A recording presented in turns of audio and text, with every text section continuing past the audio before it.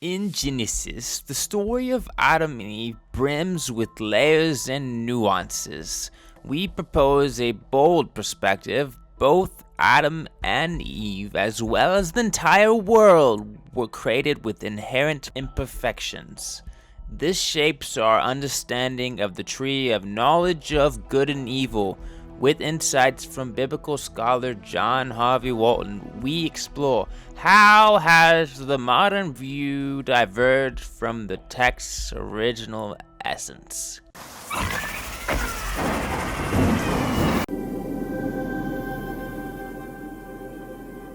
Hello, everyone. This is what your pastor didn't tell you. Today, I am on with Dr. John Walton, but a different John Walton than you're probably expecting.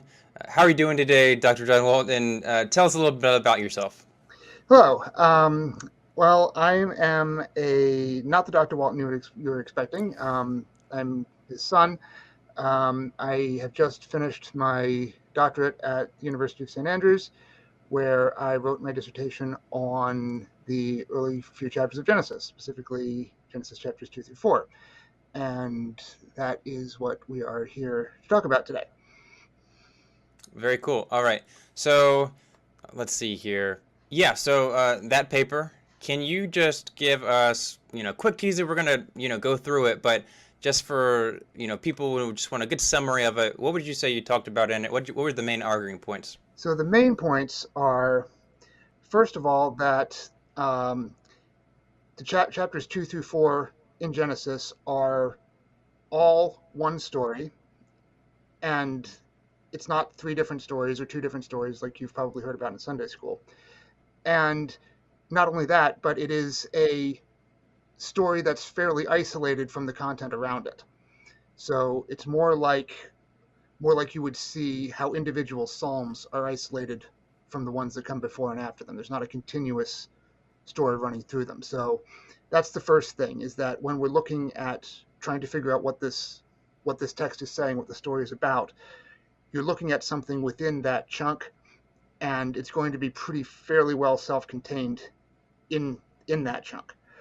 And the second important thing is that when you look at it this way, and you look at what things are actually in there, what the text actually says, as opposed to the version of the story that you're used to hearing in Sunday school, it's not about what you think it's about. It's not really about how a world that was perfect and uncorrupted got a whole bunch of bad things in it, and then what happened because of that. It's really more a story about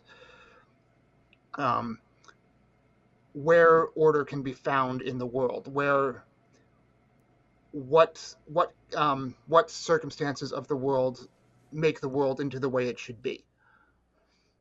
So it's a different kind of story with a different kind of message than what you are probably used to hearing. Yeah, that's really fascinating, and I was seriously impressed as I was telling you about this dissertation. Really great stuff. I'd recommend people check it out. It'll be in the description, a link to it. So free, easy to access. Definitely give it a read. So we talked about what it is. So you spent a considerable amount of time talking about what is the difference between goodness being the cosmic default, and then badness being the cosmic default in regards to how we read the text of Genesis. So can you talk about how our modern conceptions might confuse how the ancient readers of Genesis would understand the text? So in order to do that, I should probably explain what I mean by the cosmic default. Mm-hmm. And that kind of refers to the state that we think the world exists in before creation happens. So in Christian theology, what you're used to hearing is that the world before creation consists of God by himself with the Trinity. And that, of course, is perfect and good. It's the highest state of being that anything could achieve, because God himself is also perfect and good. And so we use that as the benchmark to try to evaluate everything that comes after. So when creation happens, then this kind of creates an issue. If it was so good and perfect, why did it ever change? Why does creation happen in the first place? And depending on who you ask in Christian theology, it's either a bad thing that creation happened, that something happened in heaven that it was kind of a mistake, or somebody made a mistake and then creation happened as a consequence of that, something like that. Or your more common Orthodox Christian theology is going to say that creation is a change in kind of the conditions, but it doesn't change its value. It's still perfect and good, and Hmm. because God willed it and God said it was good. The Bible says that God said it was good. Yeah. So that is in Christian theology, that's the cosmic default, because we're kind of, when we're trying to think of what's good or bad, we kind of think about in terms of God and God's experience of the world, and that's kind of what we use to define those words of good and bad. When you read creation accounts in ancient Near Eastern literature, and which are much more similar to the one we see in the Bible, we see that they have a different emphasis. They define what's good or bad in terms of the human experience rather than the divine experience, because it's ultimately the one that they have. So they're inclined to see the cosmic default as being bad for humans. It's a state of the world that humans don't live in because they haven't been created yet, and couldn't live in because it's hostile to them. It's ocean and darkness, the things that share features of the world where they Mm. can't and don't live.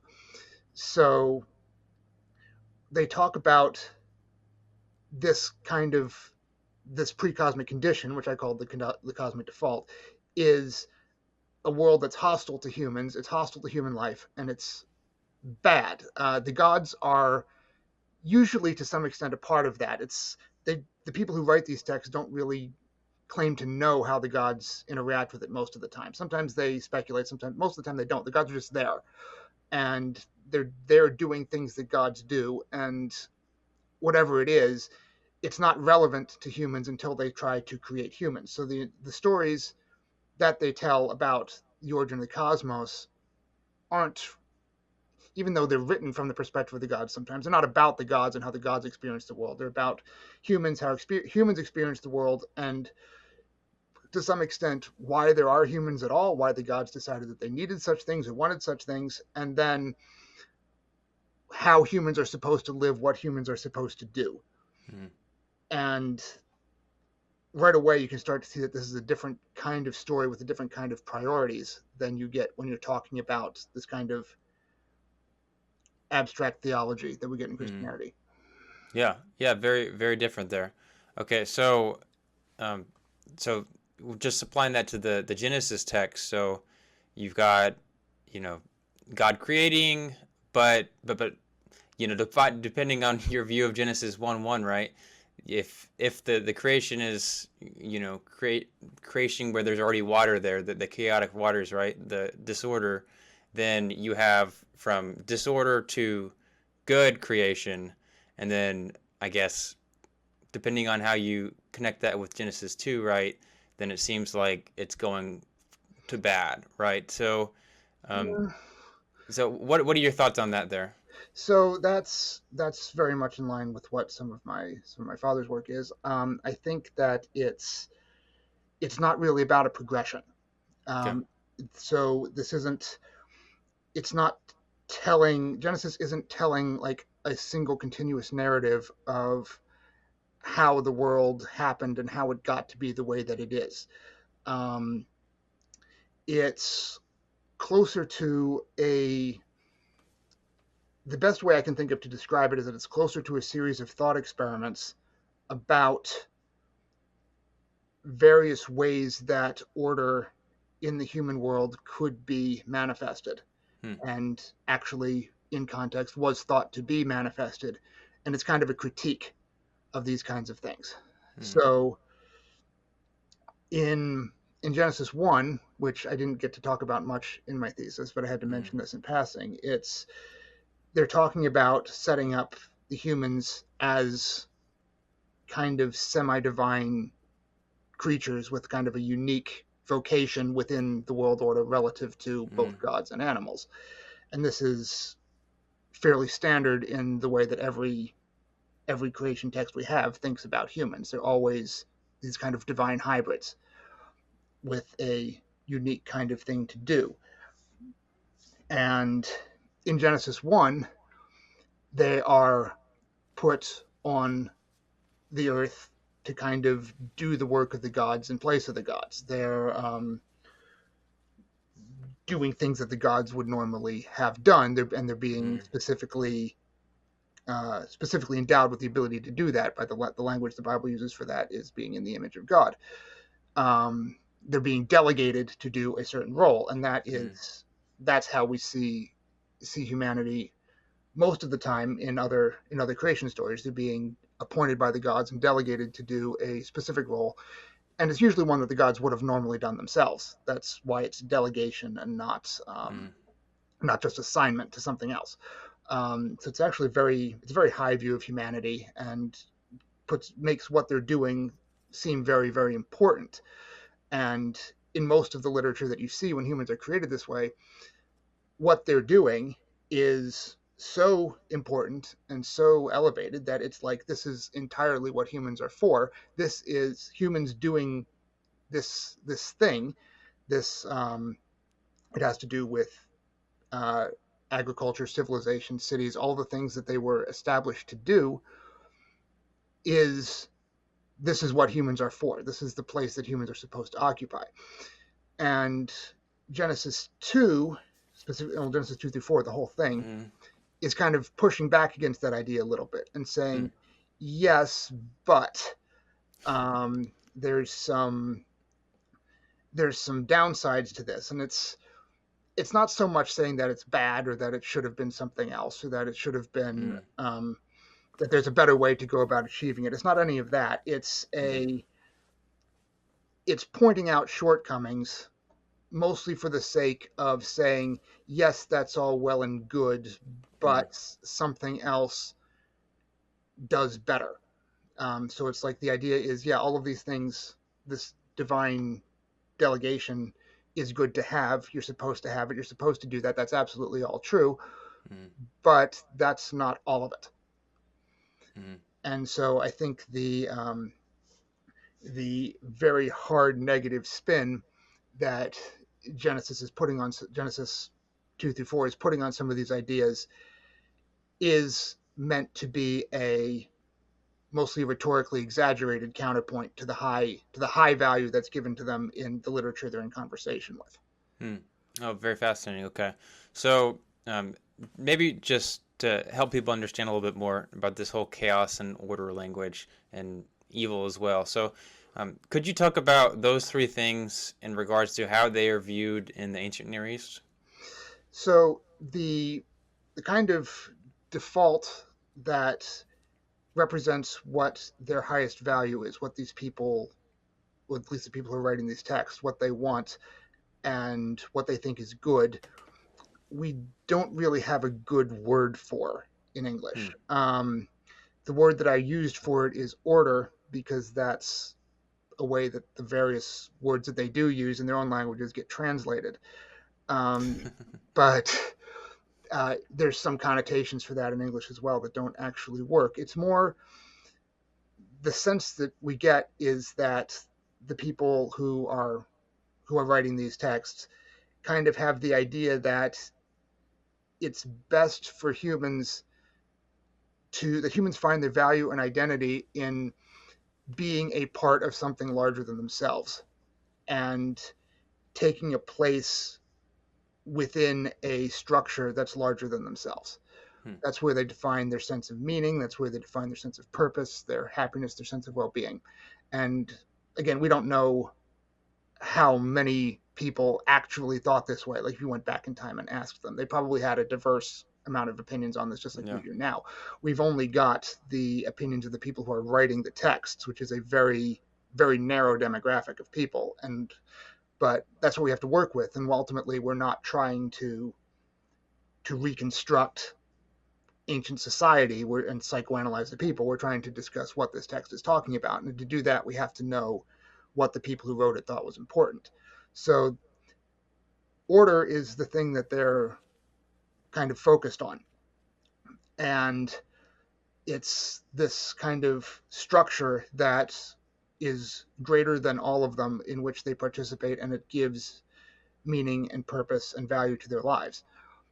And so then they have to conceive of, in contrast to this, the absence of that order.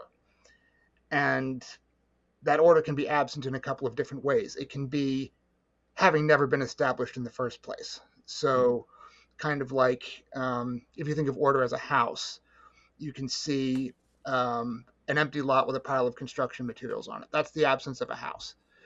And that's what the pre-creation state is. That's what the world outside of what they considered the ordered sphere was, which was really their kingdom and their empire.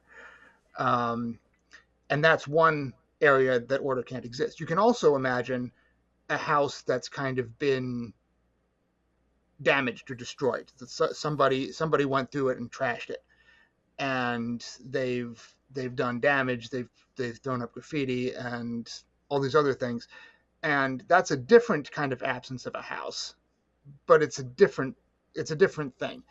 And so there's the kind of emptiness or absence that exists where order was never established, but then there's also the undermining and corrupting of it where it has been established. And those are two kind of conceptually different things when you think about them in that way. They're similar in that they're the absence of order, but they're different in the way of how you deal with them, and also whether or not you think that they're, I guess, in some way natural or proper to be that way.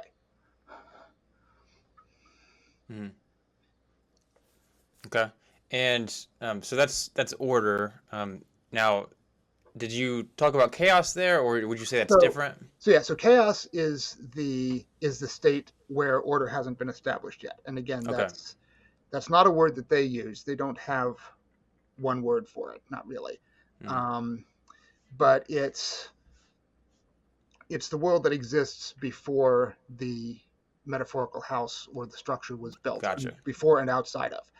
And it's what returns if the house ever gets destroyed. Okay. So it's a kind of an eternal, omnipresent state that exists before and around the structure, and it's also the state that will come in and take over if the structure ever collapses or gets removed. Evil, what I called evil, is the damage to the structure that happens from within when the structure already exists. Okay. And that's the threat of evil is that if you let it go for long enough, the house will collapse, and then you'll be back in the condition where there's no house, back into chaos. And so that's one reason why they're so worried about evil, is because that's ultimately its consequences is that their structure will be destroyed.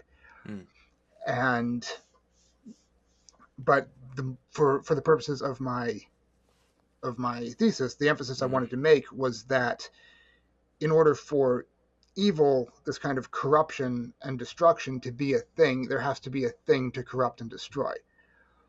So when you're looking at a creation story like Genesis or like its equivalents, they're talking about building a thing out of something that isn't there yet.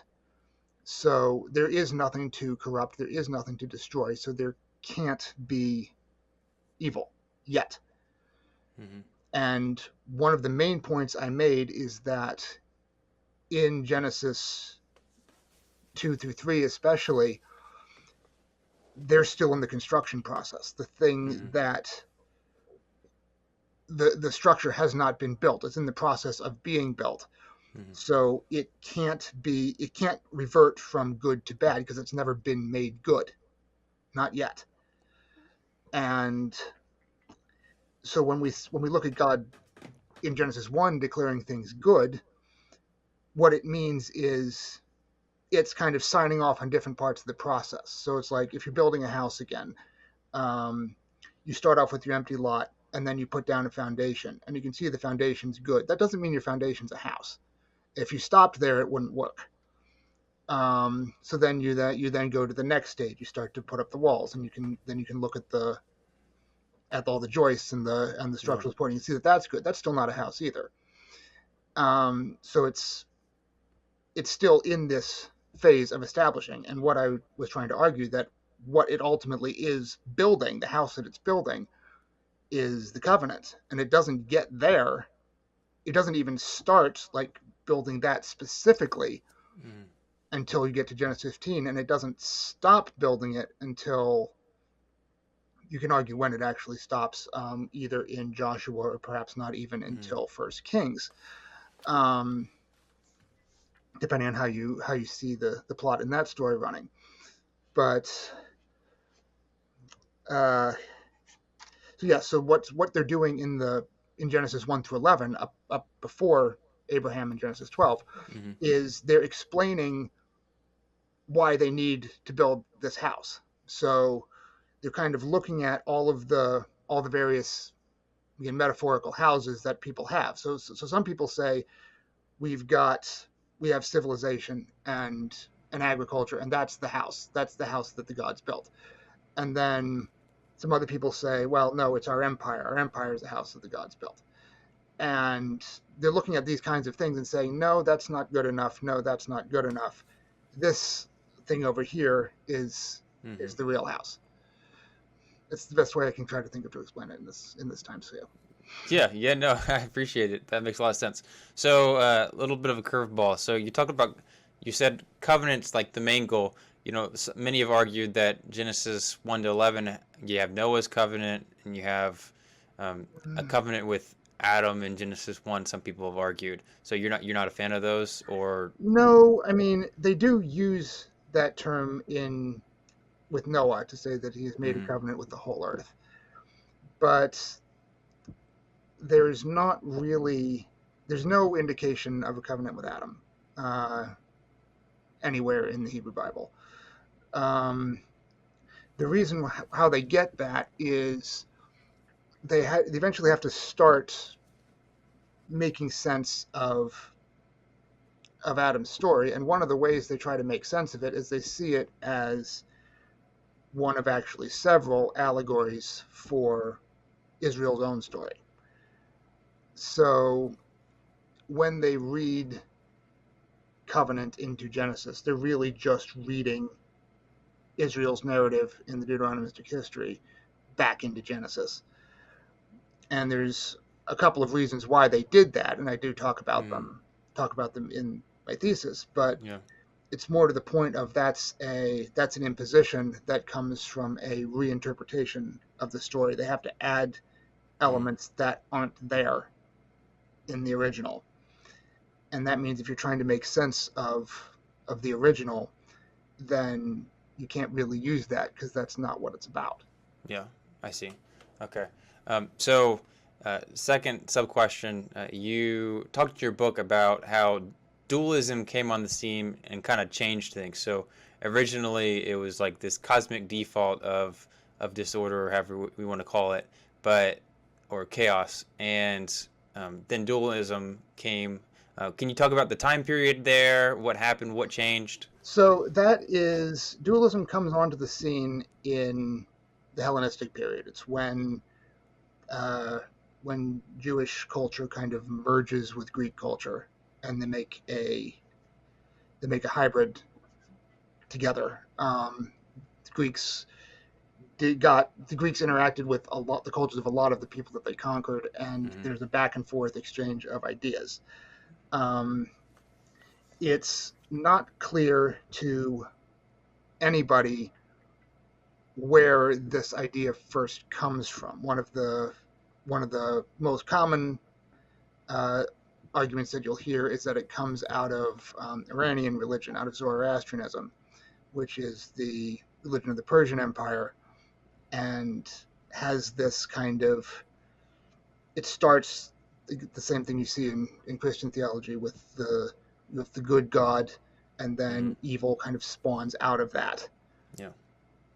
And the other place where we find a similar narrative is in actually Platonic philosophy, where they start off with a world that works according to like perfect mathematical reason, and then gets from that changed. And it's not entirely clear really to anybody which of those ideas ends up influencing Judaism, because we can see the influence of both on various people who write. Mm. And it's also, again, not necessarily clear what the people who created these ideas in the first place were trying to do. Like Plato's idea of the perfectly rational cosmos might not actually have been a cosmology. It might have just been a allegorical description of the process of how human reason works, kind of extrapolated to a cosmic scale. So it's less important where it came from and what it originally was than to see what was done with it. And we can see actually very clearly what was done with it. So it has to do with less about what it is and where it comes from than what they try and do with it. And to kind of think about that, we should look at what questions were they asking to which this kind of dualistic cosmology provided a meaningful answer. And there's a couple of things that they're looking at. One of the important ones was, why is our social political situation happening to us? Why are we in exile? Why are we being persecuted? Why are we a minority community? Our God is supposed to be this powerful cosmic deity. Why is this happening? And in order to ask that, they come up with a conception of God where their God is a, perfectly just, good, law-abiding deity, and he's punished them for evil. And a lot of the accounts in the Hebrew Bible are chosen and respected because they tell the story of that happening. And the reason why that's important is because if your God is good and just and law-abiding, then he will reward you and prosper you if you do good. So he punishes evil, and that explains why you got where you are. But he will also reward you if you are good, and that's what the hope of Judaism is. That if they now keep the Torah and do what they, in their own story of their past, do what they should have done all along, their conditions will be reversed. They will be restored to a state of power and prosperity. And that goes together with another idea, which is they need to kind of justify why their God did what he did in those stories. Because one thing that you have when Greek culture takes over is they get a very different idea of how order works.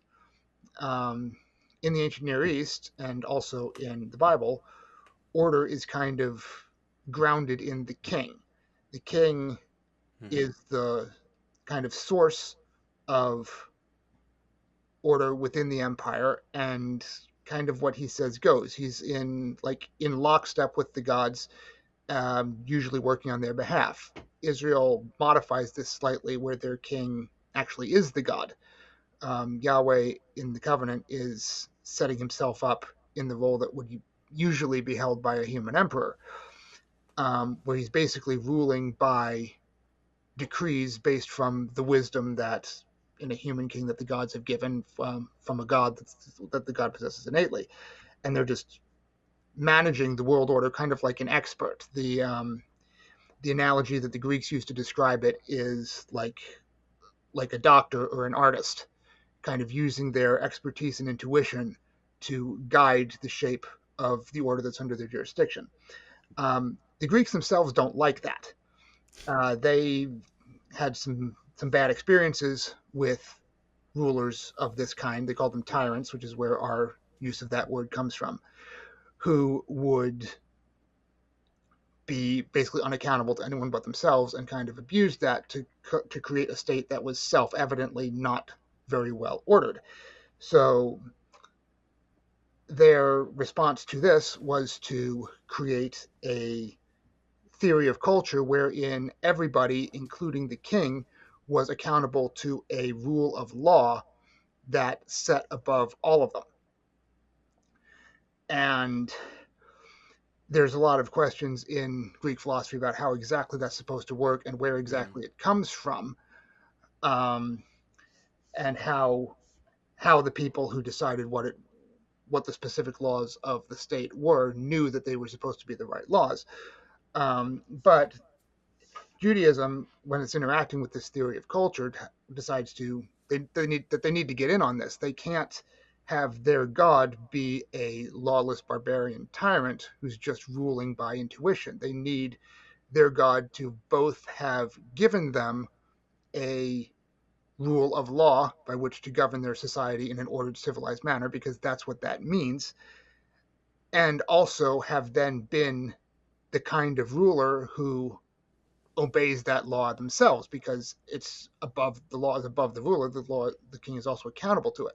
So you get these two ideas together, and it combines with, if Israel's God ever did anything to anyone, it must have been according to the same rules that a human in his place would have and could have done the same thing.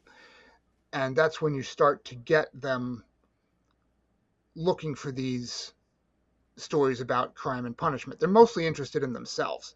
So they want to know what they have done to earn Yahweh's displeasure. They're not really asking about other people. Paul in Romans starts to ask about other people, which normally they wouldn't have bothered and didn't seem to be very interested in. And that's when Paul finds Genesis to be very useful, because he sees Adam as that story having consequences more universally than simply God's wrath against Israel. So something that could be applied more broadly. But it's still in this idea of, within the context of this idea of trying to make Israel's God into a law-abiding lawgiver, because of how important that idea is for order in general. Okay, so just specifically, when does this change in Israel's history, the shift of how they see order? It occurs under the Greek Empire. So this is roughly 300 BC. This is about 200 to 300 years after the Bible stops being written. Gotcha. And also about another 200 to 300 years before the New Testament starts being written. So it's in that period in between them, when the language switches from Hebrew and Aramaic to Greek. And it's not you can identify the process that their thought goes through, and you can see the things they're interacting with. There's been some people who did studies on them. They're in my bibliography. It's not a monolithic change, but it is a trend that's identifiable not only in Judaism but in some of the other cultures that the Greeks took over. And again, it's precisely because they want their ancestral heritage to be seen as ordered and civilized. So once they have this new definition of what that actually is, they need to redefine their history as having always been that way. Otherwise, because nobody would just want to sit there and go, yep, well, I guess we're barbarians then. Nobody does that. So it's kind of trying a way to fit themselves into this new culture and the change in ideas that came with it. Very, very interesting. Okay, so what about the origin of evil? So, people see Genesis as the origin of evil. That's what Adam did. You argue that's not true. That's not what it is. So what do you kind of already told us what it was. But where does this idea of it becoming the origin of evil? Where does that start out as? So that comes when you ask the question about it. So the answers you get from a book, that the text that you're looking at, Mm-hmm. are going to be determined by the questions you ask. So the the Jewish readers in the Second Temple period are interested in this question of how can our God be a just and law-abiding ruler, and so they have to kind of rationalize. Um, we don't really see a lot, like I said, a lot of them trying to use Adam as an explanation for why the world is the way it is. They usually use him as an allegory. So because they kind of want to retell their own story in every one of the biblical narratives. So even they are not asking the same questions we ask. Um, they're not they're not asking why, you know, why do Gentiles have to die. They're asking why does God let us be persecuted. So they come up with this kind of model of divine behavior, which again over and over is used to just reinforce this idea of God is just, God is lawful, God is law abiding. If we abide Mm-hmm. by the law, we will be rewarded, we will be restored. You want your deity to be kind of bound in this way because it means that you're in a position to expect things from them. Um, in the ancient Near East, they don't really ask this question. They don't ask why does evil happen? Why do people die? Um, the answer that they give when it comes up is just because that's how the gods set it up, and that's really the only answer they have. There isn't a reason for it beyond Mm-hmm. that's just what they did, and we don't know. Um, so having them try to give a reason for the god's behavior, it's not only kind of pointless, and I mean, you can actually see there's some biblical books that talk about this too, in Job and Ecclesiastes, where they try to come up with answers and they realize it's pointless. It's also kind of impious because it means that you assume that the gods operate on the same scale as you. If the gods could give you a reason that you would understand, it means that their wisdom works the same way that yours does, and that their logic and their reasons work the same way as yours do. And that's kind of impious. Um, they don't, ancient Near Eastern peoples don't seem to like this very much. So when they're not happy with the way the world is going, for whatever reason, if a city got destroyed that they weren't happy about, or if they're sick and they don't think they should be, or it's mostly they don't ask about, what did we do that let us earn this. Um, they do sometimes ask, what can I do to appease your wrath, to whatever god they think has afflicted them. And if they think a god has afflicted them, there'll usually be an indication of that. There'll be an omen or something. Mm-hmm. And sometimes they don't get an answer, so they just say, well, that's the way it is. The god who decreed this is wise and powerful, and that's good enough for us, because it's really all they can do. Um, so when you see stories talking about why why bad things are happening, they don't try to explain them in terms of things that earned it necessarily. Um, and they don't even ask the question of why do people die, as if that was something that might not that could be an option otherwise. Mm-hmm. Um, Yeah. yeah. The I've had a number of scholars and they've talked about how when you look at the Dead Sea Scrolls and the Qumran and all that, they've got all these texts, and the Adom is very, very, very rarely the origin of evil in the Yeah. world. Yep. It's a lot of times it's the sons of God, and there's all kinds of other options, and I can't remember which one it is, but it's like evil is it's you, that it's in one of the biblical texts, I can't remember, but so you kind of see that shift where in the ancient Near East they're not asking that question, and then even in the Qumran area, they're still not really asking that question. There's like one or two people that are maybe asking it, but then you get in later on in I guess Christian history where the people start asking, or people start trying to attempt to explain like where evil came from, and that's what they decide, right? Right. So, yeah, they start off with it's not usually Adam. Cain is popular. Um, People before the flood in general are popular. But again, even when they're telling these stories, they're more archetypal examples of the way God works. So, if you look at, I think it's in Second Peter, there's a list of all of the people God punished, uh, from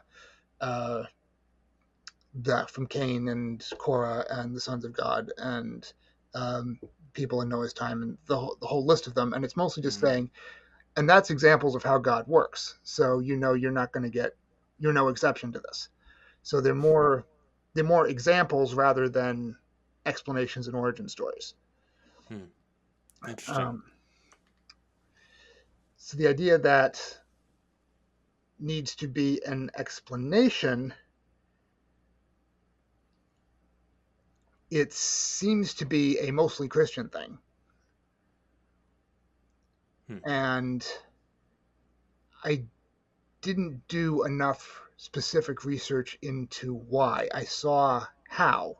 Hmm. So I took a look as to how the doctrine of original sin is justified, how it uses what text it uses, what it's interested in, um, and how it doesn't really rely on Genesis. It relies mostly on Romans. Um, but as to why that issue was important, I studied it a lot less. It would Hmm. be an interesting thing to look at. Yeah, next paper, next Yeah. dissertation, right? So you mentioned how many see the garden as sacred space as well as a temple garden, but you see it as a palace garden. Could you talk about the significance of that, and like what are a couple of reasons why you think so? So that has to do with, again, it's more about eliminating wrong ideas than it is about it being actually important. The garden is mentioned mostly in passing. Um, it's not a it's not a huge detail. Most of the detail given to it is in its geography, trying to say where it is. Um, but more modern people who read the story, maybe ancient people as well, I didn't look at it in a lot of detail because I was talking to modern people, have this idea that the garden is this kind of magical, sacred, holy space, kind of like what the temple sanctuary is in Exodus and Leviticus. And they're using that as a framework to try to understand the story.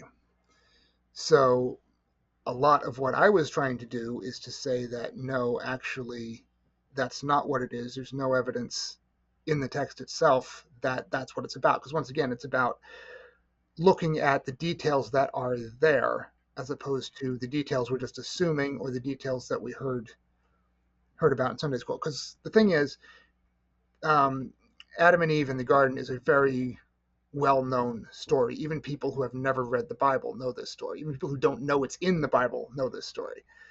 Um, but that familiarity means that we tend to make a lot of assumptions about what it says and what it doesn't say.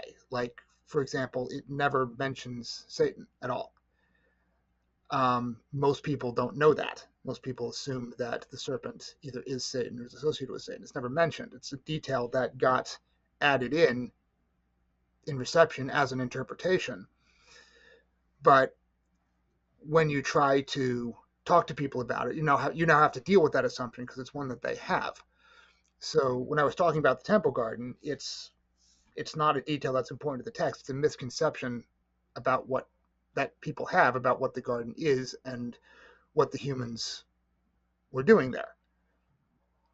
So what you'll hear a lot is the idea of the garden being a sacred space which is then defiled. Has to do with the idea of having a good thing that is corrupted.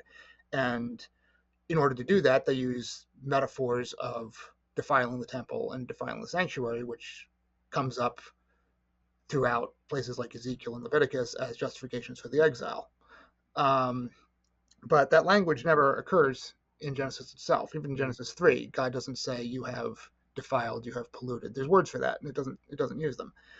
And there's also the idea of what modern people think priests are when they say that Adam and Eve are priests isn't really the same thing that they would have been to the ancient audience. Like we kind of see priests as being the guardians of God's holiness, or like soldiers or crusaders who are going out to like knights of holiness, and all of this. And priests are ritual specialists. Their job is to mediate between the people and the gods by performing the rituals correctly. They're really closer to lawyers if you think about it. Like a lawyer's job is to mediate between a civilian and usually the government by making sure that all the right processes are followed. Priests are more like that. And in Genesis, there's no rituals and there's no other people. So if Adam and Eve are temple personnel, they're a different kind of temple personnel than priests. And one of my sources develops this idea that they're actually a form of temple slave whose job it is to kind of tend the temple's garden to make food for the deity. And they would have these, and he shows that they did have these, that this is a thing. Temples have gardens whose job it is that's where they get the food that they feed the god, because that's what the temple is. The temple is God's, it's kind of like a resort for gods. So the garden in that case would be like the kitchen, and Adam would be the kitchen slave, which, even if that's a very different metaphor than him being a priest, I also don't think it's the correct one, because they don't show God ever eating from any of the food in the garden. Actually, it's kind of conspicuously absent.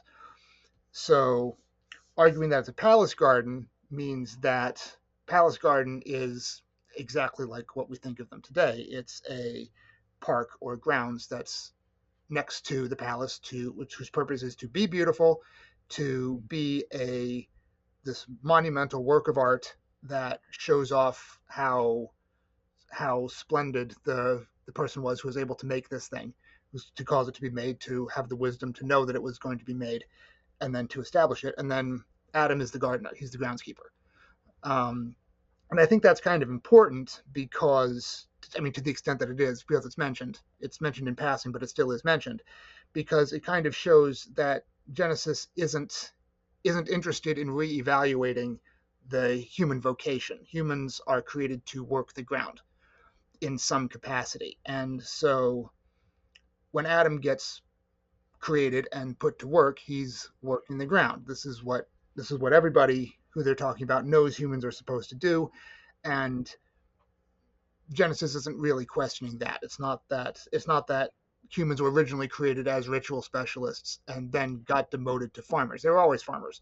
Just question of where and how, which has to do with some other things, but not that particular detail. That's why I think it's it's mentioned at all, but I also think it's not very important. Mm-hmm. Yeah. So I just want to list this off here just because, I've brought up this idea to a couple scholars, and they were like, well, what about these parallels? So, I mean, you have the cherubim, obviously, they're put at the garden, and, really a big place we see them is in the temple and the tabernacle. Mm-hmm. And there's a really big focus of the cherubim there. And then you have the trees. The big focus of the temple is the trees, Solomon's temple. And then you also have kind of, I don't know if there's really much of a tree. There's one tree, the lamp tree, like the menorah is shaped like, it's very symbolic of a tree. Mm-hmm. And then, in Ezekiel, you have the idea of rivers coming out from the temple. And of course, Eden has, So there's definitely similarities there, but you don't think that's enough to say, hey, this is describing that scene. No, I think they're both using the same imagery, but it's not like equating one to the other. So things like the cherubim and the trees and rivers as symbols of sources of fertility they're all indicative of divine space. They're associated with the divine realm, the place in the part of the world where the gods live. Mm, And I think that both the garden and the temple are using that imagery. mm, But I don't think that means they're the same thing. mm. That the temple is the garden and the garden is a temple. They're both divine space. They're both examples of divine space, Yeah.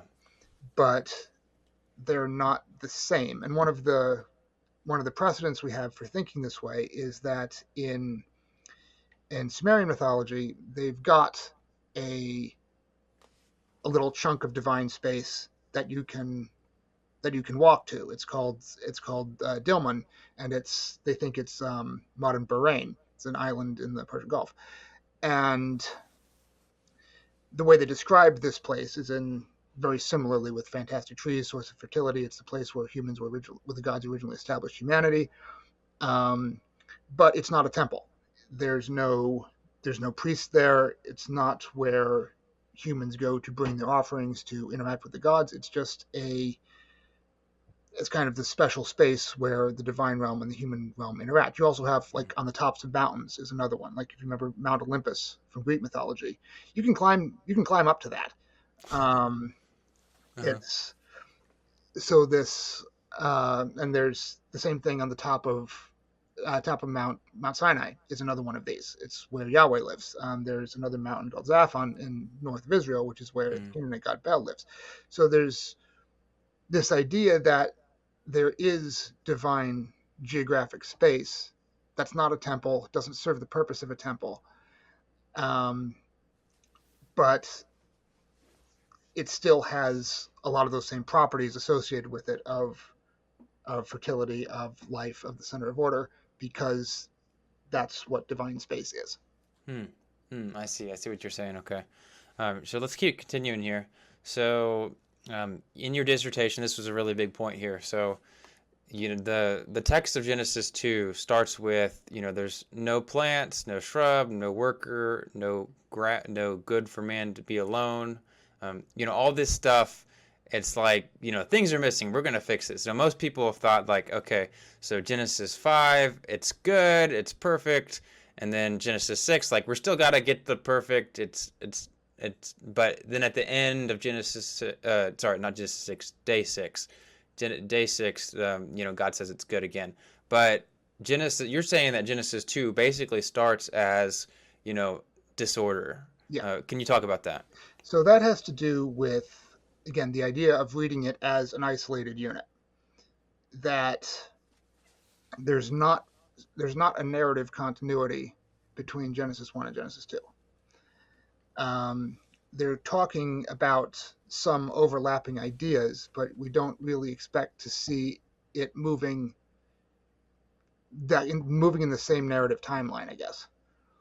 So what's really important, though, is that the negations at the start aren't really there to locate the story in time.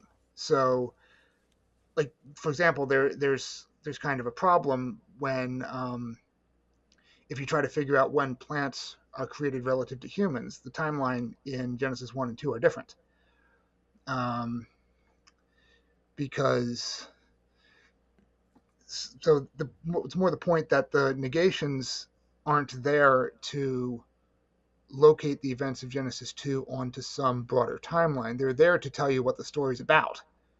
Mm-hmm. And we see this, again, in a lot of ancient Near Eastern creation stories. They start off with, in the days when there was no A, B, C, D, E, whatever. Mm-hmm. And the story is ultimately going to be about how those things happened and why they were established. So when you hear the story of Genesis 2 in Sunday school, the negations they start with are, when God created the world, there was no pain, there was no death, there was no suffering, there was no animal predation, there was any of these things. But those aren't the negations that Genesis itself has. It never says any of that. Um, and that's, again, one of these indications that that's not what the story's about. It's not about how those things were established. It's about how the things it says weren't there were established, which has to do with cultivated plants, humans to work them, and then the task of humans doing those things that orients you to the story's focus. Yeah. Yeah. So, can you talk about why an ancient Near Eastern person would say, "Oh, no shrub, no person to till the ground. That's disorder. That's bad." Why would people think that? Because this is the idea that humans are made to establish civilization is just kind of an assumption that they have. Um, and in Genesis, they don't show humans doing other things, but in other texts they do. Before the gods give humans agriculture, they show the humans walking around on all fours eating grass like animals.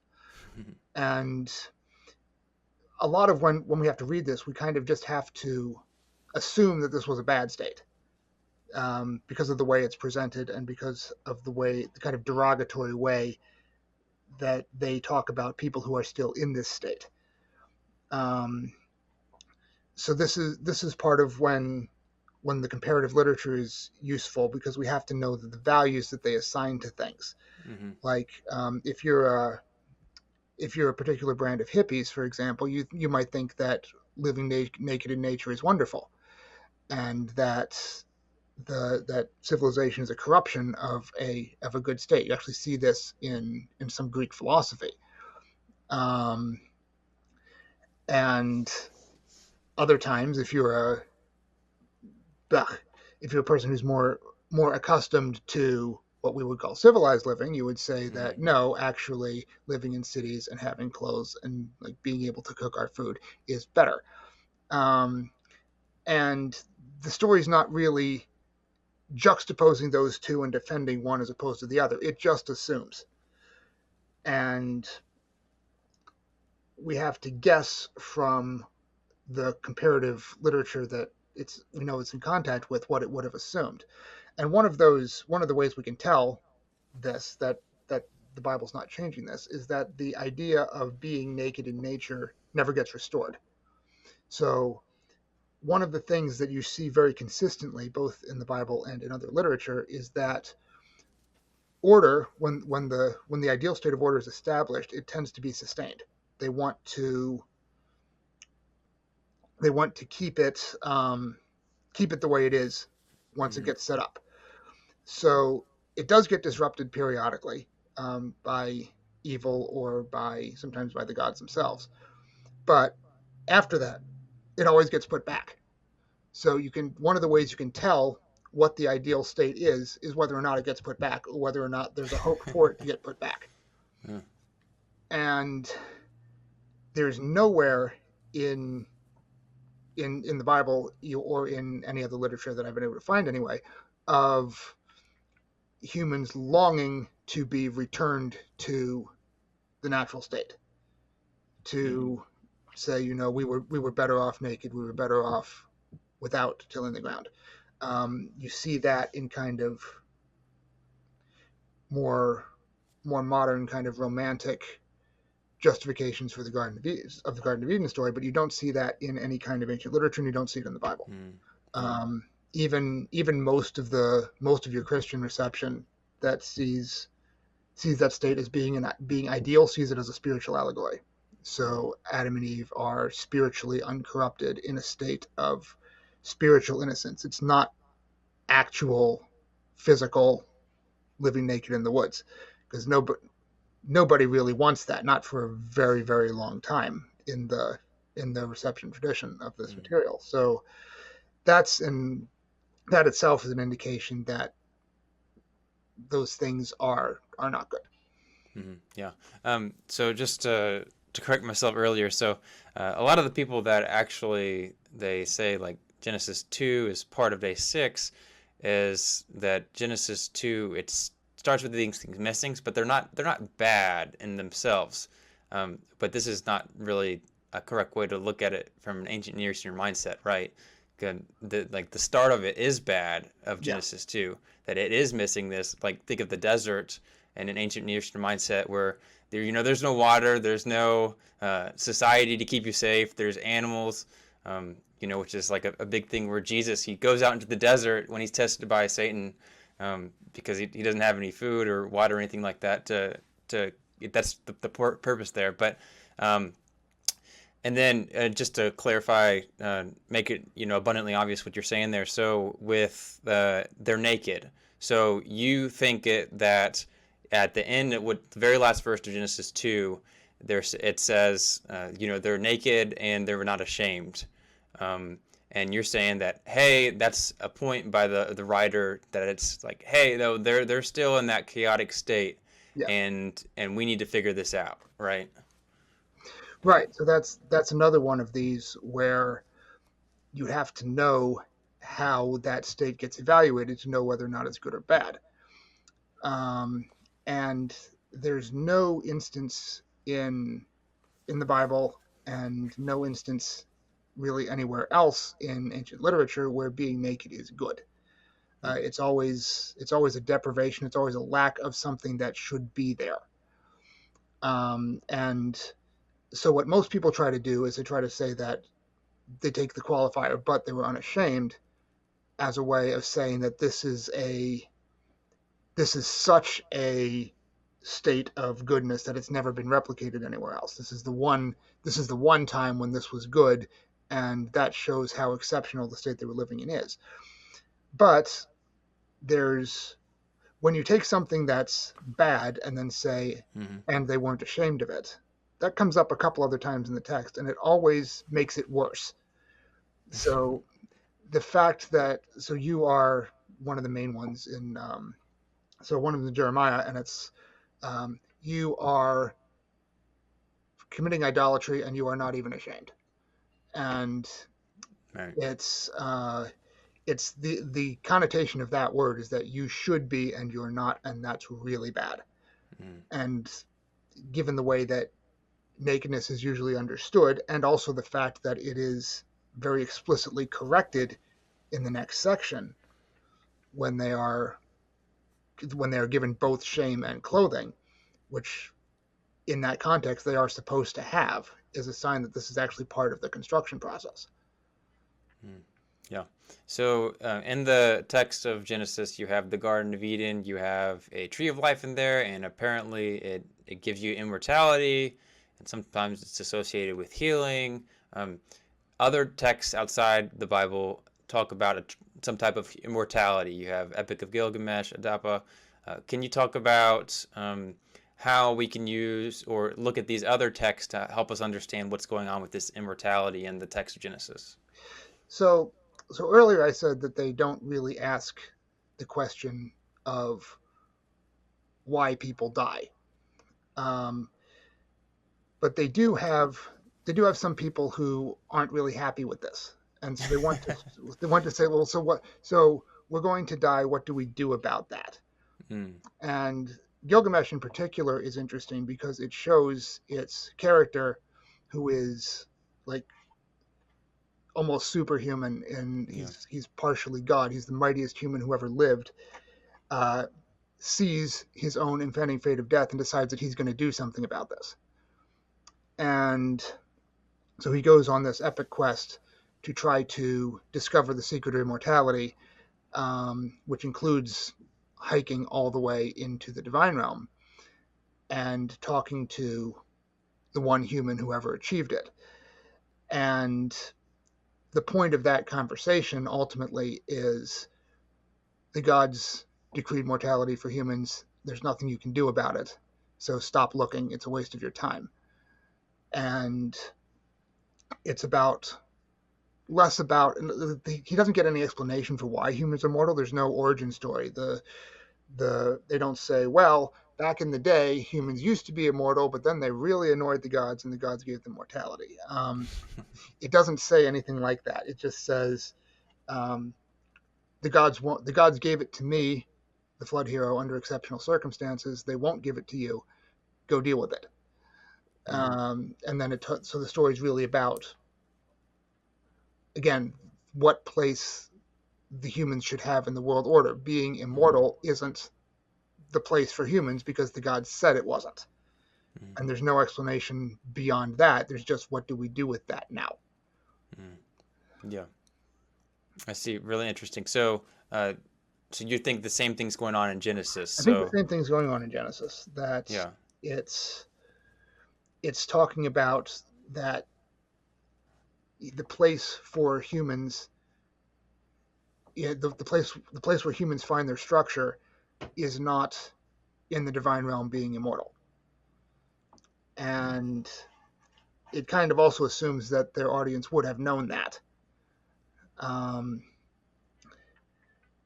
And it's not trying to tell them otherwise. It's what it's really interested in, where it's not trying to like correct Gilgamesh and say that no, you really should pursue immortality, and this is how you go about doing it. He just did it wrong. They're disagreeing with Gilgamesh over what you should do in order to kind of provide a facsimile for it. So what they tell Gilgamesh to do is to go and be a hero, builder king, culture hero, all of these great achievements, leave a grand legacy for himself that people can read about him for millennia to come, which of course we do read about him for millennia to come, and that is the best thing that you can do. Genesis, it's particularly in Genesis 4, doesn't really think that that's a good thing that humans should be trying to do with their time. You see Ecclesiastes talks about this as well. What should humans do with their time? And Ecclesiastes, when it addresses this question, says that humans should eat and drink and take pleasure in their work because that's the best you can do. It very specifically doesn't like this idea of trying to store up a grand legacy and grand achievements for yourself because it's meaningless. They make that point very specifically. Genesis doesn't go that far. They don't say that it's meaningless, but they do show that it doesn't work very well. And what they want humans to do instead is to reproduce and attain immortality by living on through future generations, by essentially making their community persist forward in time. So that's really what it's interested in. It's saying that this what humans should do is perpetuate human community and live on through their descendants, not do these grand monumental projects and live on through their legacy. But both of those perspectives agree that real immortality in the divine realm is not an option, and it's not really worth pursuing. All right. So, a big part of your dissertation was death. All right. So, what did the tree of knowledge of good and evil do, and how does that relate to death? So, what is your view on that? So that's a couple of different questions, actually.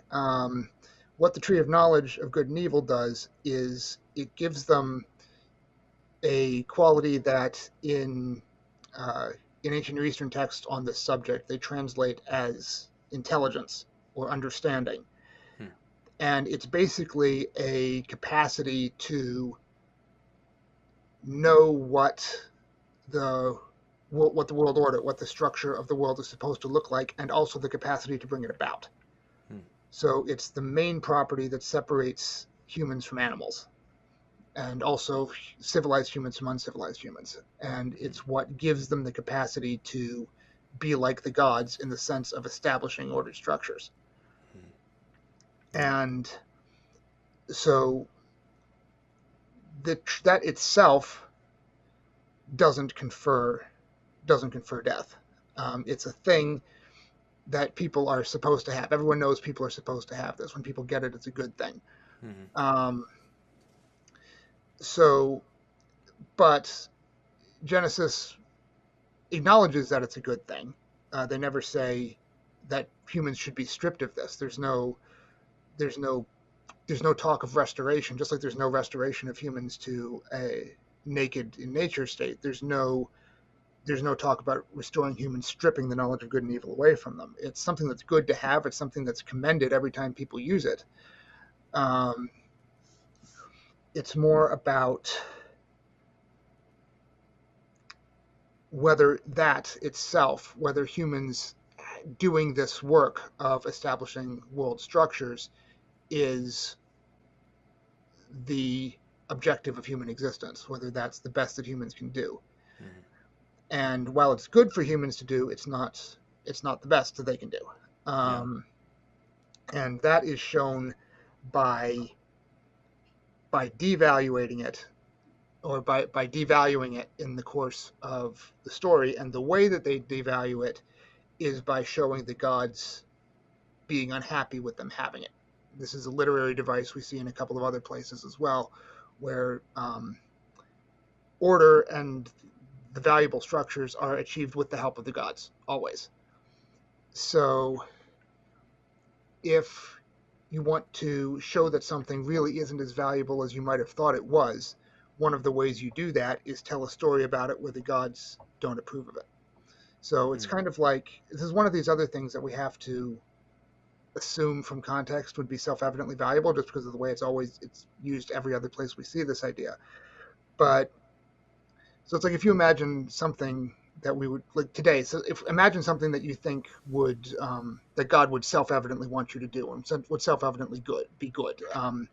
Like in a Christian context, maybe this is maybe it's spreading the gospel, maybe it's giving to charity or something, and something that we would imagine, of course God wants you to do this. How could he not? It's so self-evident we don't even think about it. Yeah.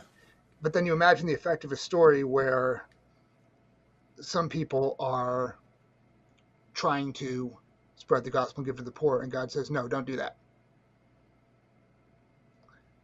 And that's kind of what it is. And it's more the point of, it's not saying that that's bad, that no one should ever do, but it has the impact of, you thought that this was the most important thing, that this was everything you were supposed to do. Mm-hmm. Turns out it's not.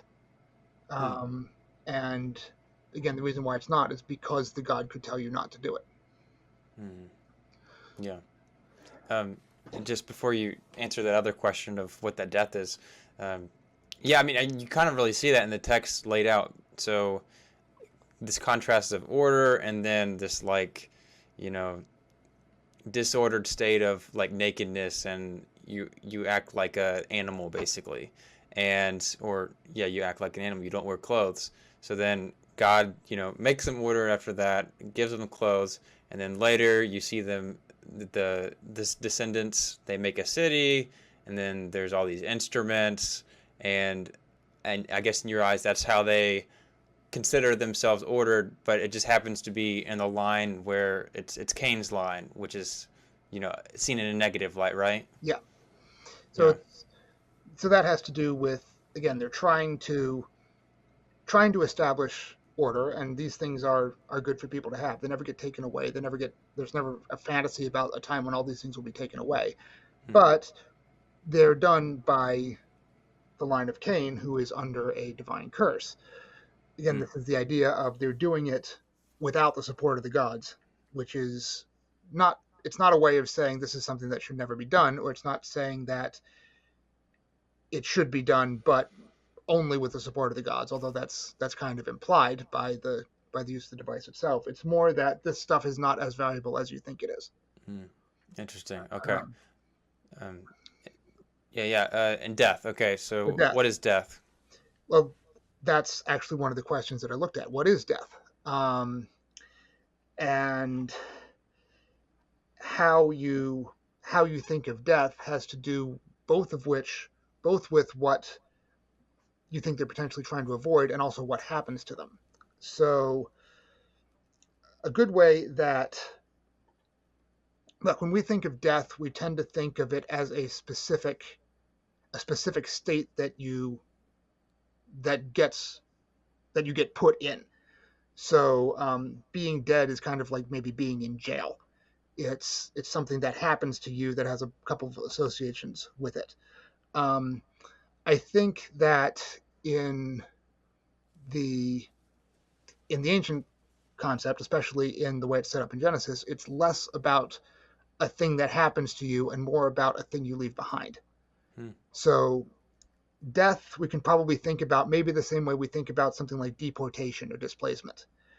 When you're deported, you lose a bunch of stuff. You lose your home, possibly your family, your friends, your livelihood. You're uprooted and thrown off to somewhere else, which may or may not be somewhere pleasant. But it's about what you lost. And when you want to avoid being deported, it's because you want to keep all of those things. And that's more kind of how they see death. It's not a specific set of circumstances that are given to you. It's an absence and a negation, and it has to do with you being removed from the human world, from everything that from that structure. Again, the thing that defines your identity and defines your being, your purpose, your value. It's losing all of that. Yeah. And that's why people are afraid of it. There are other ways, of course, that you can lose all of these things other than physically dying. Being deported, of course, is one of them. You can also get very sick. You can be shamed. You can be, in some other ways, stripped of this status and position within the ordered structure. And any of those can be actually described in literature as dying. We see it. Actually, it's not that uncommon. There's a couple of them in the Psalms where he's like, I went down into death, but you saved me. He never physically died. He's talking about being, if this is David, he's talking about being sent off into the wilderness. There's when somebody gets either very sick or very shamed or otherwise socially depersonalized, the people who are left behind will sometimes mourn them as if they were dead. We see some examples of that. So when Adam and Eve are warned that they will die, they're more being warned about what they're going to lose than being warned about something that's specifically going to happen to them. And what they're going to lose is this ordered structure, everything that makes human existence worth having and worth existing for. Yeah, that's really interesting. So in your writings, you called it kind of like a metaphor, but maybe you can correct me if I'm wrong, but it sounds like that's just a different way to view death. Do you agree with that, or what?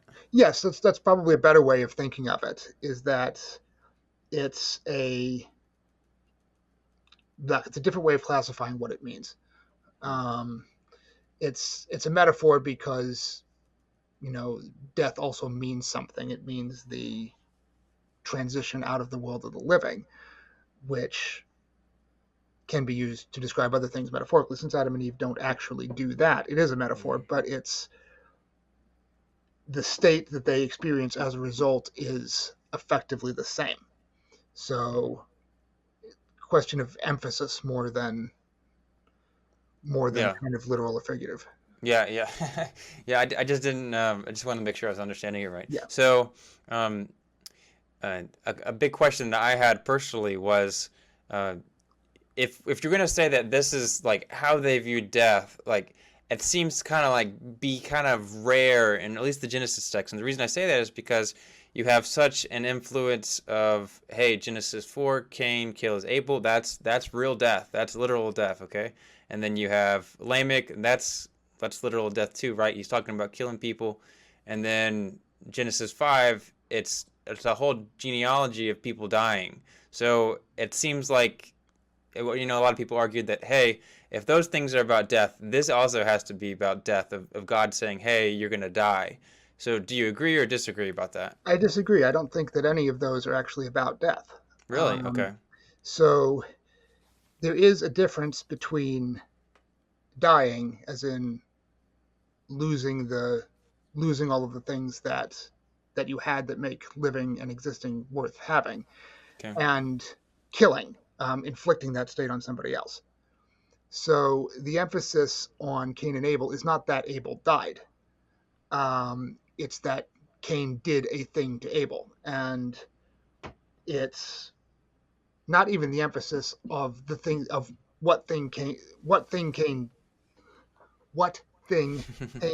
did isn't actually incredibly important. It's Fratricide is one of the worst things you can do, given the way this culture values community and hierarchy and Hmm. the importance of family. So it's showing Cain doing a very, very bad thing. And that's more what's important. It's the magnitude of the evil of the act is what makes the point, not necessarily the details of what it is. Hmm. Um, and likewise, Lamech, when he is talking about killing people, he's not repeating Cain's murder of Abel. He's repeating Cain's heroic destiny in 4:15, where Yahweh says, Cain, anyone who harms Cain will be avenged sevenfold. Hmm. Um, so he's not glorifying Cain's murder of Abel. There actually one of the points I made is he might not even know about it. He's glorifying this kind of divinely appointed triumph over enemies, and that has to do more with the way that the text is discussing the value of a heroic legacy. Um, you can kind of imagine, if we were telling this story to a modern audience, the effect that we would have of if Cain were depicted as a pedophile, and then somebody several generations later was bragging about how great Cain was and how they were just like him. Um, that's kind of the effect that it has. It's that the person reading the story, because they Yeah. were told they know details about Cain, know that you don't want to be like Cain is. You don't want to be this kind of person. This is bad. And if Lamech knew that, then he would be kind of embarrassed. He doesn't know that, and that's the point that it's making. This is dramatic Hmm. irony. Yeah. I That see. this is how ridiculous it is to trust in legacy and brag about things as legacy, because look what it made you do. Hmm. Yeah.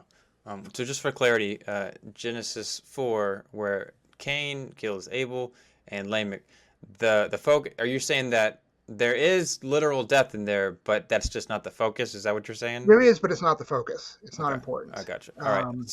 So what about And Genesis 5? I would also say Or in Genesis 5, okay, it's not important. okay. So in Genesis 3, Yahweh says that you will return to the ground from which you were taken. That's a reference to death. It's a reference to literal death. Yeah. But what he's really talking about is what's going to happen between now and then. Talking about you will, by the sweat of your brow, you will eat your food, and his literal physical death is essentially just the end of that sentence of the fate he's been sentenced to will end with his physical death. And it's more of a time limit. It's less than emphasizing the event. You see the same thing in Numbers when Yahweh says, you will wander in the wilderness until your bodies fall. It's setting a time limit. It's not really sentencing them to death, because in that case, of course, their bodies were going to fall someplace. Um, Dying in the wilderness is not what they had been hoping to have happen to them, so it's not Mm-hmm. good. But it's not really the point either. It's more about the state that they're in, the state that they will die in, and um, the amount of time that passes, the state they'll experience, and the amount of time that will pass between when the sentence is made and when it will be finished. Mm-hmm. Yeah. And so in Genesis 5, the emphasis is not on and then he died. the actual emphasis is on, and he had many other sons and daughters, which gets repeated throughout the entire genealogy as well. And the reason for that is because Genesis, that unit goes from 5:1 to 6:8. That is about human multiplication on the earth. And so its emphasis is on the human expanding population.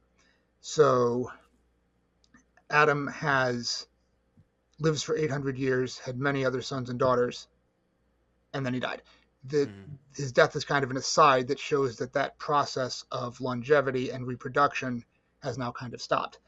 And the emphasis of the very long time scales and had many other sons and daughters, many sons and daughters, many other sons and daughters. This is showing how fast humans are reproducing and multiplying, because that's what it's about. And you know that's what it's about because when the narrative segment starts in 6:1, it says, "In those days when humans began to multiply on the earth."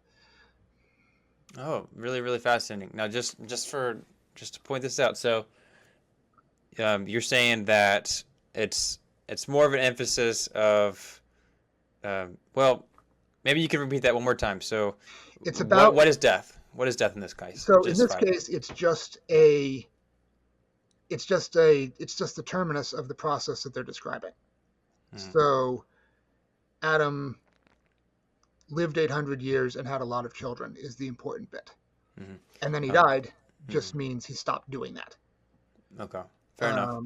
And it's effectively transitioned to the next person who also did that and then stopped. And then the next person who did that and then stopped. And the next person who did that and then stopped. So it's their death isn't the point of the story. That's the point is, and we actually see this both in Genesis 6 itself, and also this is one of the ones where we're pretty sure we know what text it's interacting with. And there's in the Babylonian flood myths, human overpopulation becomes a problem. And one of the reasons why the gods end up sending the flood is so they can deal with that problem. So Genesis 5 is setting up that same scenario. They're going to have a slightly different spin on it, but they're setting up the same thing. And eventually, when Yahweh says, "My spirit will not abide with humanity forever; their days will be numbered at 120 years," that's a solution to the population expansion. But that's in contrast to showing how long they had been living, and by extension, how many people they had been producing. Yeah. So a big argument for this influence of death is that Genesis 11 doesn't have this mention of death. So, but if the reason for mentioning death is to somewhat explain the long life of people multiplying, in order to reference Genesis 6 and how they went over the earth or whatever, then that makes sense. Did I sum up that well? Yeah. So the idea of they don't usually include, and then he died in a genealogy because they don't have to. Of course they did. So it's more about emphasizing the length of the lifespans, and the idea of humans before the flood living inordinately long times is something that shows up in comparative literature as well. So this was a well-known thing in Atrahasis and the Babylonian flood myth. They introduce human mortality after the flood as a form of population control. Genesis, it happens before, but it's the same kind of idea. We have a genealogy of primordial history that shows the kings reigning for tens or hundreds of thousands of years before the flood, which then after the flood reduces substantially. So this is it's an idea that they had. Nobody's really entirely sure why, but it's more important to know that's part of the conversation that Genesis is having. And even in Atrahasis, before before mortality is introduced by the gods. The humans still die. The gods kill them off a little more piecemeal, but it's more they introduce one specific mechanism of death. They put it's death by old age that they introduce. They put a time limit on human lifespan specifically to stop how quickly they can multiply. Yeah. And I think that the emphasis in Genesis 5 is the same, that it's emphasizing the vast amount of time that these people were alive and having children. Yeah. Not really the fact that they died, as if there was an alternative. Yeah. Now Enoch, okay, so he doesn't die. He goes up, supposedly. Now maybe I misinterpreted you wrong, but is that a good or a bad thing? It's a thing. So Okay. remember that I said that death is about what you lose. It's not about something that's inflicted on you. When people get removed from the earth and put into the divine realm, which is what happens to Enoch, they still lose everything. So it's kind of like the difference being deported to one place as opposed to another place. They're still ripped out of the human world, taken away from everything that makes human life desirable, and they just go to a different place than the netherworld. And I don't actually know if they would have considered that better or worse. There's no real text that I could find anyway that contrasts the two options. We do see people going to the divine realm, sometimes voluntarily, sometimes not. They always want to go back. The idea is they don't really want to stay there. It's never their goal to stay there. Divine realm is not a place for humans to be. It's not a place that humans are comfortable. And so given a choice, Enoch probably would have remained on the earth. Given a choice between the divine realm and the netherworld, not sure. Because I've never seen anything that talks about it in those terms. If it's possible there is a thing, I'd be very interested to read it if there is. But I think the reason why that detail is in the text, why Genesis wanted to make note of that, is if you look at how long he lives less than half of the time that everybody else does. So Adam, most of them live between 800 and 900 years. The last one before Noah lives 700. Enoch lives 300. So from that detail alone, he dies really, really young. And because leaving the human world is bad, it's what you don't want to do, normally dying young is a fate that is reserved for especially evil people. And so if you see Enoch lives only 300 years, it would be like if we see he lived until he was 10 years old and then he died. It's like, well, what did he do that earned that? But in Enoch's case, they say that he was faithful and he walked with God. And so they're kind of showing that he wasn't killed young as any kind of punishment. He wasn't killed at all. He was taken away. This is the same thing happens to Elijah, that he gets taken away. And there's probably a significance to that we can speculate about, but we don't really know.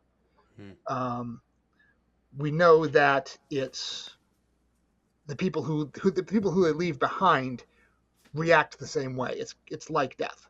The person is gone and they're never coming back. They've been removed from everything, from the world, everything that a human living in the world would want. It happens in Gilgamesh, it happens to the flood hero. The person that Gilgamesh is going to see gets taken away from the human world and kind of exiled to this semi-divine realm where he can be immortal, but he's also gone. He's cut off from the human world. And when Gilgamesh goes to visit him, Gilgamesh doesn't want to stay there. There's no indication that he intends to take up residence in this place. He wants to learn how to become immortal and then go back home. So the idea is that once leaving the human world, once you're gone, where you went to, whether you went to the netherworld, whether you went to the divine realm, whether you just went into the desert next door, doesn't make a difference. It's all effectively the same. Hmm.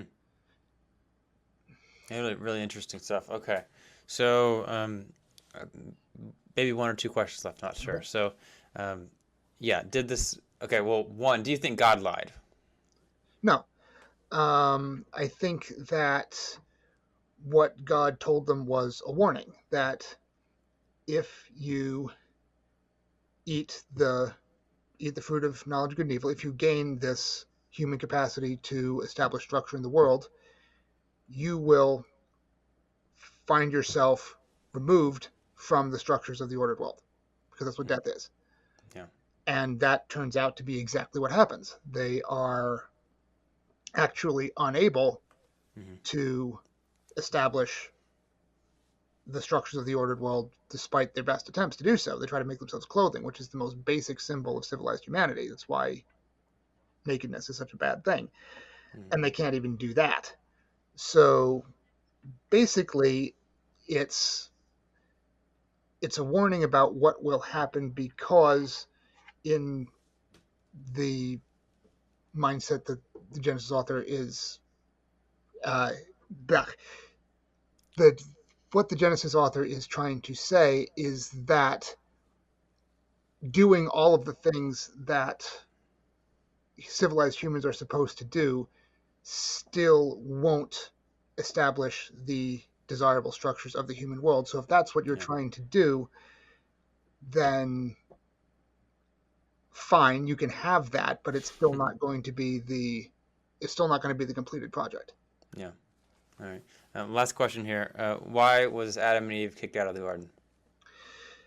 Because what they gained when they got the knowledge of good and evil was the ability to go into the human world and put the human world in order. Now, the Garden of Eden actually isn't in the human world. It's what it's establishing with all of the parallel imagery to the temples that we talked about earlier is that the Garden of Eden is actually it's divine space. It's like the top of a mountain or Hmm. this kind of isolated island. Right. What Right. happens Right. to Adam in Genesis 2:15 when God takes him and puts him in the garden is essentially the same thing that happened to Enoch. So when they have to leave the garden, it's because humans really aren't supposed to be there in the divine realm. They're supposed to be in the human realm. So, of course, they get kicked out because now that they have the human destiny to establish order in the human world, they have to go into the human world to do it. They won't be able to establish human order in the divine realm because you can't. Yeah. Yeah. But the okay, so a lot of people listening are going to be saying, "Hey, that's all that stuff you just said. The text doesn't say that. It says they were kicked out because they couldn't get to the tree, right?" It says what it specifically says is they have become like us, knowing from good and evil. Knowing good and evil, shall they take from the tree of life and live forever? It's a rhetorical question, and the answer is both obviously from the text, but also you can tell by looking from comparative literature. No, they should not live forever. So the question is why, and it doesn't say why. And if we look at the comparative literature, we Hmm. can see why it doesn't say why, because the gods have decreed that humans in the human world will not live forever, Hmm. and they never say why. It's just a thing. Hmm. Um, so the question is whether or not Adam and Eve would have wanted to stay in the divine realm. And when we read Garden of Eden, we translate it as a paradise. We put all of these superlative positive qualities on the kind of existence they have there. The answer is, well, of course they would have wanted to stay there. But if we look at it as this being kind of not the space that humans were made to inhabit, and their being there is not the ideal structure of the human world. Humans Hmm. aren't made for this existence. Humans are made to live in the human world, and the audience presumably would have known this. There's no detail in the text that tells them otherwise. The state that Adam and Eve are living in the garden Yeah. isn't something that they would have wanted. When we imagine the garden and are confused by this question, it's because we're imagining it in terms of things that we would want. So, of course, it sounds really nice to be able to just have all the food there and not have to work, and which, of course, that's not even true. They do have to work. We think it would be great to not have to wear clothes. Do we really? Maybe some people do, I guess. But so it's like it's this weird, not human-like existence that it's kind of lost on us because our ideas of what a ideally desirable existence should be are different. It's more to the point that you have to understand that it's not. Genesis doesn't depict the state in Eden as in terms that its readers would have found in any way desirable to have. So getting kicked out to that extent is not necessarily a punishment, not something that they would have thought was wrong. It's like, of course you want to go into the human world. You wouldn't want to stay there. Nobody wants to stay there. But it's more about what they're going to than where they're going from. Yeah. And what they're going to is thorns, thistles, and the cursed ground. And that is also something that you wouldn't want. So you're kind of stuck between two different sets of undesirables. You have this kind of non-human, weird, liminal existence in a place you're not really supposed to be, without any of the things that you would have thought would be like a desirable existence. I guess it's kind of like you might imagine, like how modern people might think of being like filthy in a rundown house, stoned out of your mind on drugs. Is that something you would want? This kind of state that, lacking. It might be in some ways a positive experience, but not what we would consider to be the way that humans are supposed to live. And, between doing that or being, living and, working at some horrible job in living in squalor and not being able to pay for your rent. And those are kind of the two options it's presenting. Yeah. And you can see that neither of them are very good. So getting kicked from one into the other doesn't actually make that much difference. It's not really that important. It's more about the state that they're going into. And what's important about the state that they're going into is that despite having the knowledge of good and evil, having this divine ability to understand and establish structure, that it's not going. That doesn't change the position that they're going into. Yeah. All right. So just to make sure I understood you right, I don't know. I'm just trying to anticipate that pushback. So. No one's going to like this. But I can't. And that's why in my paper I spent so much time talking about this, about what the desirable world looks like, and also how we have to understand what the desirable world would have looked like on their terms. What do the people who are writing this think is good and valuable and desirable? Yeah. And we can't just see it as a kind of rote forensic statement of what the world was like. So it's like it's being depicted in this way for a reason. The people who are writing the story chose these depictions and chose these words for a reason. And they're not just choosing them because that's how it was, and then in their own opinion they don't like it, but in our opinion we could like it. it's more about they chose that because it was something they didn't like, and Hmm. because their readers would know it was bad. And that is that's a very contextual thing to have. But it means that when you're trying to translate it, instead of translating just the words and saying that, they had nakedness, that's a fact. Is Hmm. that good or bad? Well, maybe they didn't like it, but I would. You have to say, no, they were missing a thing that everyone knew they should have. And then Yeah. when you translate that, you have to try to think, well, what's a thing that I would think that everybody should have that could be missing in that context? And that's Yeah.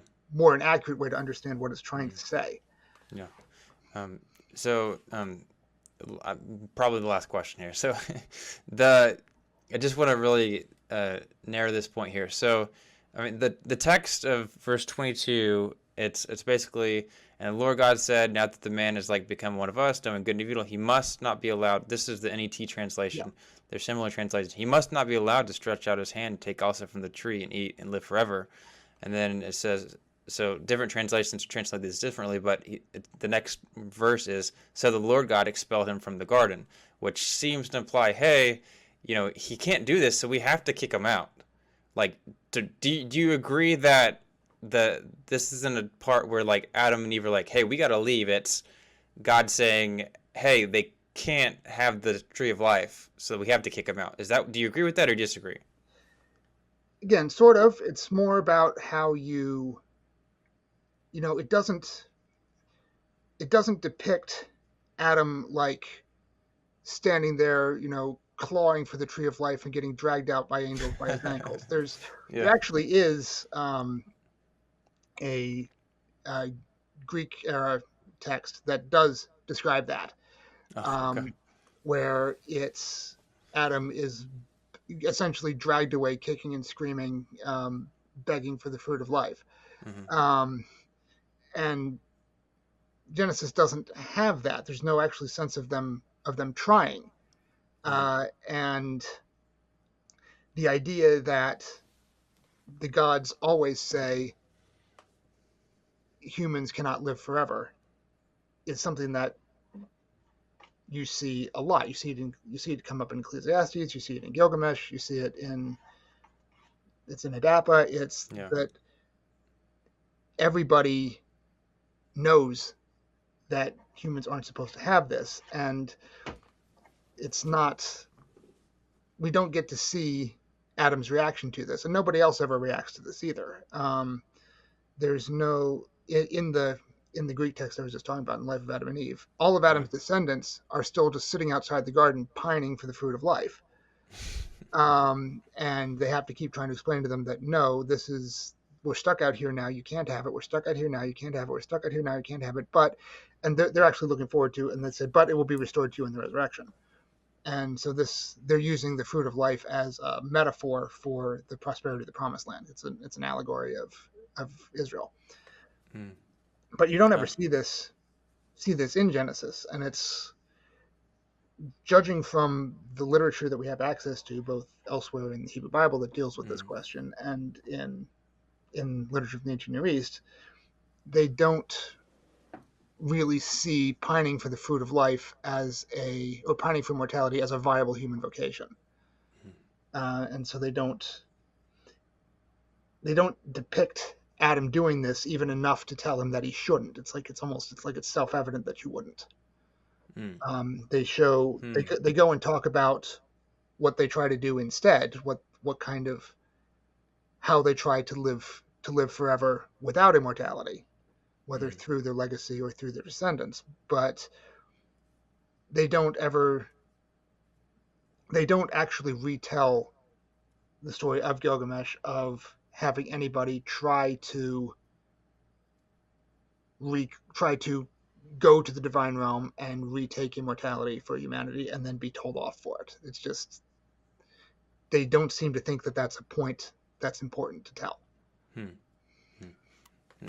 Yeah, that's really interesting. So maybe I can just clarify, or not clarify, but sum up what you're saying just to make sure I got it right. So, Adam or God saying, "Hey, well, clearly we cannot let him keep this fruit because it's just not something we can do. No explanation for that." um, but they, they can't have it, so they have to be outside the garden. Is that basically the gist?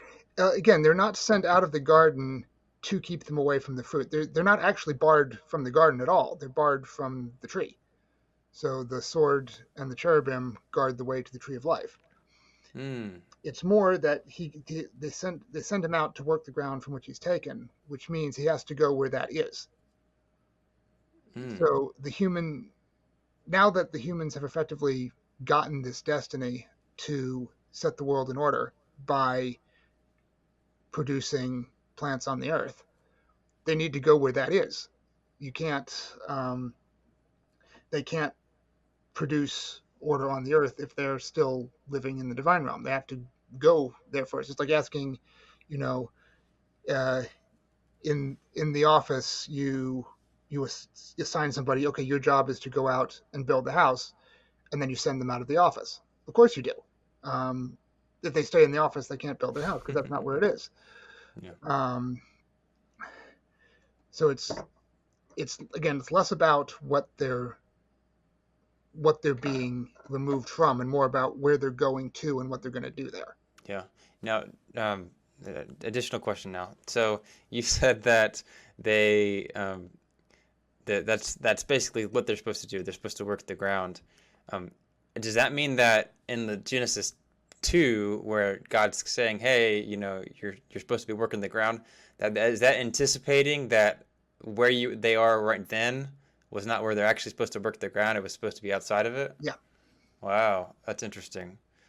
But isn't there some idea of like, hey, they're supposed to be taking care of the garden, like, making sure the Again, plants are good? that is what Adam gets first assigned to do when he gets taken and put in the Uh, garden. But there's no indication anywhere in in the Hebrew Bible at all of, and one day humans are going to be put back in the divine realm to go back to doing that. So it's more about it's in this being put in this circumstance kind of as a demonstration of its unsuitability. mhm. That humans weren't made to live in the divine realm. It's a temporary thing, and it's not their place in the world. Yeah. The structure that humans find as their place in the world is not being laborers in the divine realm. They belong on earth in the human realm. And that's that part of that effect is achieved in Genesis 2 by showing the garden as being an undesirable state of being, Mm. part of which is achieved by them existing in this kind of subhuman animal state there. Yeah. Yeah, that's really, really interesting. Wow. Okay. That's awesome. So, thank you so much for coming on. That's all I have. That's it. Yeah. I Thank didn't you. have that many questions this time, right? Sorry? I said I didn't have that many questions. Yeah, so Uh, I'm sure this is going to be quite confusing for your audience. I haven't had a lot of practice trying to present this um, informally yet to try to see how uh, people react and how best to help make them understand. It's more important because we come at this story with so many assumptions about what it is and mm, a list of questions that we're asking and expecting it to yeah. answer, and talking through the details of why those are the wrong questions and why the text doesn't answer them is really confusing and really, really complicated. So Yeah. it's less about trying to explain, why isn't it this? Why isn't it this? Why isn't it this? Which is a Mm, lot of what we've been doing. But about asking kind of from as much of a blank slate as you can, what is it? yeah. Why are these words being chosen? What do these ideas mean? Mm, And assuming that you don't know instead of assuming that your default is what you learned in Sunday school is going to make it a lot easier to follow and a lot easier to understand. yeah. Yeah, that's really, really, really good stuff. Yeah. It's funny you say that you haven't had as much presentation on this in front of people, considering your dad has like almost, I don't know if the speech, I haven't actually asked him, but he's like, done so many presentations on the same topic, like he's, pretty much Well, he's perfected been it. refining that public speech over decades now. You're right. I mean, I only completed this project months ago, and Yeah. I've only ever had to explain it to other academics. Hmm. I don't have. I can guess what what a lay audience's pushback Yeah. would be, but I don't actually know, and I don't actually know whether the responses I like any of the answers I gave you here are actually useful. I suspect that I need to, instead of trying to answer these questions piecemeal, I need to find a better way to present just the broader reframing. But it feels like I'm behind because we've got centuries of reading this text a certain way. Yeah. And when I say it's the wrong way, people want me to try to interact with the assumptions that they have that are wrong, like try to explain why they are, which is kind of what I've been trying to do, trying to show that where they come from, where these, both this entire framing of reading the text as a story about the origin of evil, as a story about humans being denied an idyllic state of existence for reasons, that all of that is completely not what it's about, and that questions related to that aren't useful questions because the answer to them is always going to be a history of how it got interpreted that way, which isn't the answer your audience is looking for, really, and it's not always someplace that something that I am well educated enough to talk on, especially not off the cuff in this kind of context. But So yeah. Did you have something to say there at the end? no, not really. So yeah, it's just there's always going to be, one of the things that I found out when I'm doing these kind of you've read this wrong kind of readings. I don't have a lot of experience with this one specifically. I did the same thing about the portrayal of Satan and demons in the Bible many years ago, and I've gotten more practice talking about that. But it's more about having to you have to establish a new framework of how the text is being approached, the questions that are being asked, and nitpicking the details of all the wrong questions is never going to get you anything valuable, I don't think. Yeah, that makes a lot of sense. Either way, all the information you've presented here has been just really helpful. If you want more on that, he's written an entire dissertation on the topic. But no, it's been an absolute pleasure talking to you today. You've been extremely helpful just for my questions, but also for other people's. And I think this will be really helpful as just like new ideas and a lot of, I think, really strong arguments here. So thank you so much for coming on here. Is there anything else you want to advertise, like future works or book that you plan on writing?